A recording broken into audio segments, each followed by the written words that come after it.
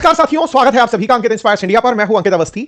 भारत के अंदर कुछ विदेशी नागरिक कुछ बड़ी कॉन्स्पिरेसी के अंदर संभवतया लीन पाए गए हैं। ऐसा मैं इसलिए कह रहा हूं क्योंकि एनआईए कोर्ट के द्वारा 7 विदेशी नागरिक, जिसमें 6 यूक्रेनी हैं और 1 अमेरिकन है, उन्हें न्यायिक हिरासत में भेजा गया है। जिन धाराओं में इनको लिया गया है उनमें अनलॉफुल एक्टिविटी प्रिवेंशन एक्ट, जिसे आप यूएपीए कहते हैं, उन धाराओं का जिक्र है। 7 विदेशी में 6 यूक्रेनियन और 1 अमेरिकी। सुनते ही कुछ तो अब नॉर्मल लगता है।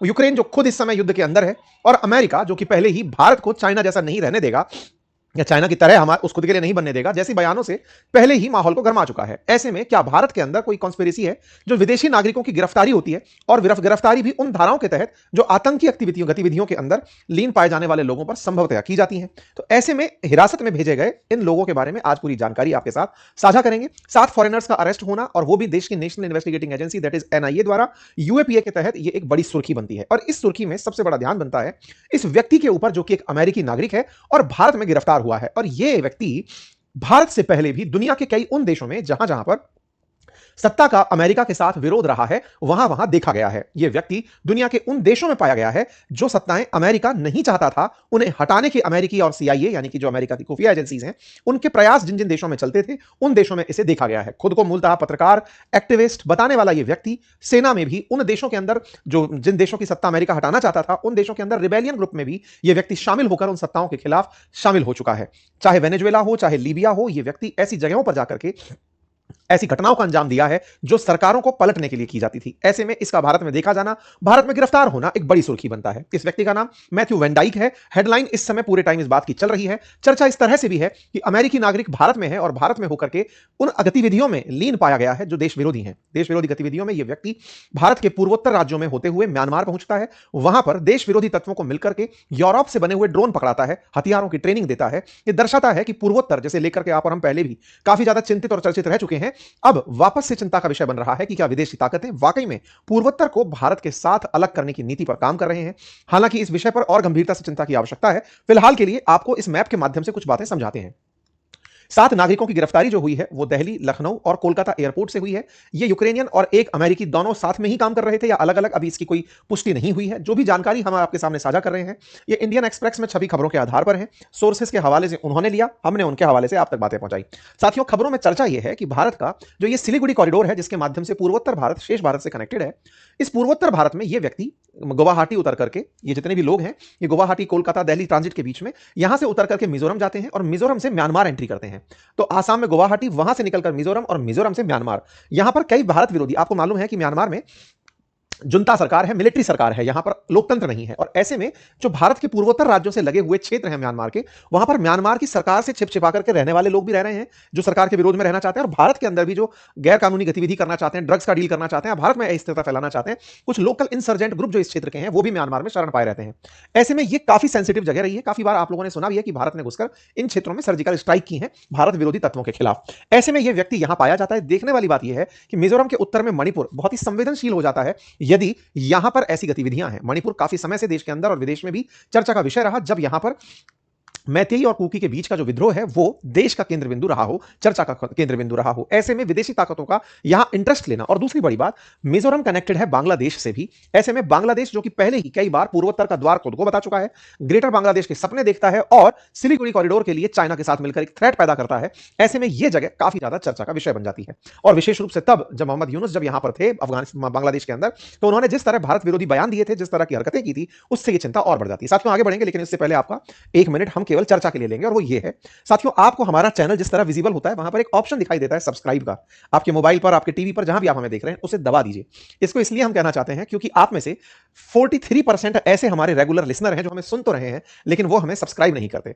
आप हमारे परिवार के सदस्य हैं, हम आपसे कोई भी शुल्क नहीं वसूलते, लेकिन आपका साथ जरूर चाहते हैं कि अगर आप हमें सुनते हैं तो कम से कम साथ आकर तो खड़े होइए, ये तो दिखाइए कि हाँ, हम आपके सुनने वाले रेगुलर हैं।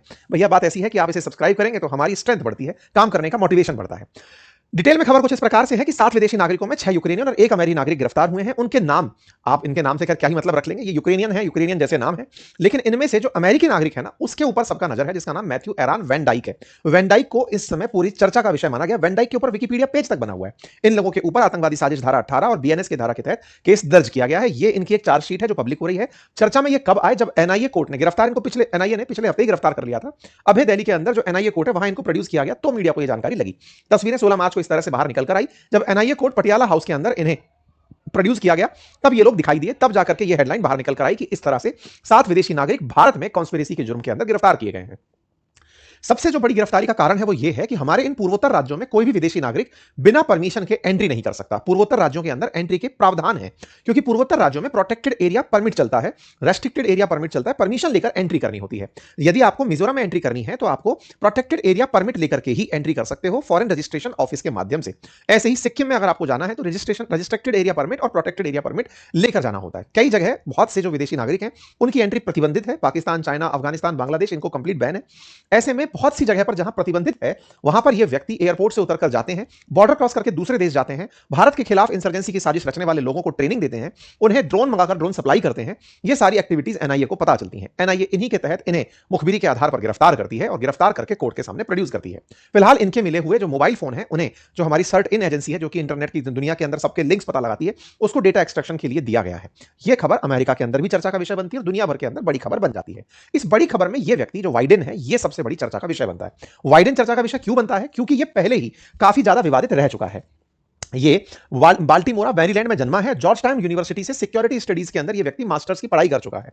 इसका अधिकांश जीवन दुनिया भर के अंदर अलग अलग जगहों पर युद्ध के अंदर ही जाकर बिताया गया है। इसने 2011 में लीबिया के अंदर जो गद्दाफी के खिलाफ जंग हो रही थी उसमें भी पार्टिसिपेट किया था। इसे युद्ध के दौरान पकड़ा गया था। वहां पर कुख्यात अबू सलीम जेल में 5 महीने से ज्यादा समय तक ये युद्ध बंदी के रूप में बिताया था।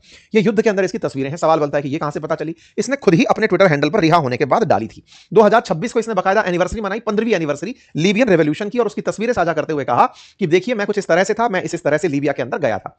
लीबिया में तानाशाह गद्दाफी का शासन था। ये उसको हटाने के लिए जो लोग सक्रिय थे उनकी सहायता कर रहा था। जो भी एक्सपीरियंसेस इसके होते हैं उन्हें ये लिखता है और उनको लिख करके डॉक्यूमेंट्री बनाने के लिए ये फिल्म निर्माताओं को अपना कंटेंट देता है कि देखो मैं फील करके आया हूं वहां क्या है। तो एक तरह का ऑन ग्राउंड रिपोर्टर खुद को बताता है।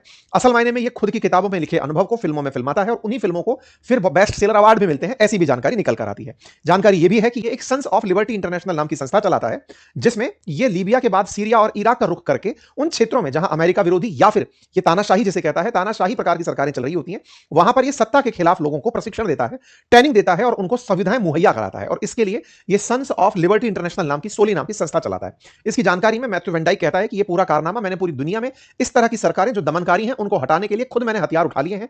जहां जहां जरूरत होती है वहां मैं पहुंचता हूं, वहां लोगों को ट्रेनिंग देता हूं, वेपन देता हूं।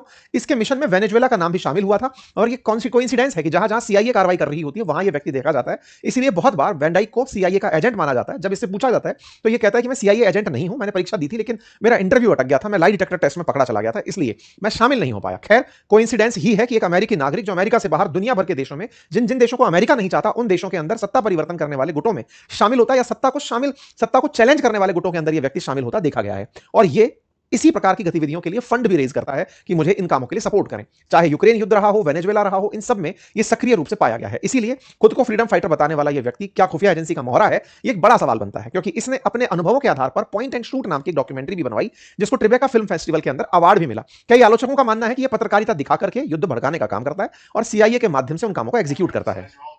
इसकी ये तस्वीरें इस बात की बयानगी है कि ये हथियारों के साथ दुनिया के कई देशों के अंदर ट्रैवल करता हुआ पाया गया। बाकायदा विकिपीडिया पर मैथ्यू वेन डाइक की डिटेलिंग है, साथ ही साथ इसके सोशल मीडिया पर भी काफी ज्यादा फैन फॉलोइंग है। अगर आप इन सब बातों को रिलेट कर रहे हैं तो रशिया का एक वैगनर ग्रुप है, उससे शायद आप इसे रिलेट कर पाए, जो कि भाड़े के सैनिक उपलब्ध कराता है। जो कि दुनिया में कहीं भी लड़ना हो वो भाड़े के सैनिक उपलब्ध कराता है। कुछ वैसा ही इसने अपना संगठन बना लिया है। हमारे लिए चिंता का विषय इसलिए है क्योंकि बांग्लादेश के अंदर जिस तरह से मोहम्मद यूनुस रहे और उन्होंने भारत विरोधी जो हरकतें करी, उन हरकतों से और उसी बीच में अमेरिका का यह बयान आना कि मैं भारत को चाइना जैसा कंसेशन नहीं देना चाहता, यह समझाता है कि कहीं अमेरिका की वाकई में सीआईए पूर्वोत्तर भारत में भारत सरकार के खिलाफ कुछ खराब तो प्लान नहीं कर रही है, कुछ ऐसा तो प्लान नहीं कर रही है जो भारत के लिए चिंता का विषय हो। यह चर्चा अब अंतरराष्ट्रीय स्तर पर हो रही है। कुछ का तो यह भी कहना शुरू हो गया है कि भारत को वेन डाइक को तभी छोड़ना चाहिए जब निखिल गुप्ता को अमेरिका छोड़े, क्योंकि अमेरिका अपने नागरिक के लिए भारत सरकार पर दबाव बनाएगा। देखना होगा कि एनआईए की इन्वेस्टिगेशन में आगे क्या निकल कर आता है और सरकार उसे आगे कैसे लीड करती है। जहां तक बात हो यूक्रेन की, तो यूक्रेन ने बाकायदा अपने नागरिकों के रिलीज करने की मांग अभी से शुरू कर दी है और उन्होंने जिस आधार पर मांग की है ये तो जांचने वाला विषय है। लेकिन अगर कोई देश के कानूनों का उल्लंघन करके दूसरे देश में जाकर भारत विरोधी हरकत कर रहा है